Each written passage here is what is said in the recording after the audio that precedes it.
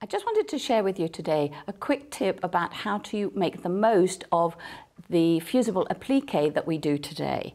When we make up pictures, there are lots of little pieces, and a lot of the patterns that you receive have the images reversed for you so that you can trace them straight onto a sticky web like heat and bond or steamer seam.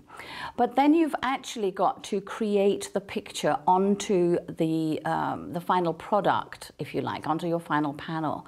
But if you use an applique, a non-stick applique mat, and this is the sort of current generation that is on sale, you can actually build the picture up before you go to your final project, and that way you know that it's correct. It's a great idea. Let me just show you how. You do need to wait for the glue just to cool down a little bit. This should have cooled down by now, so I can just lift this all off, and you can see it comes off as one complete piece.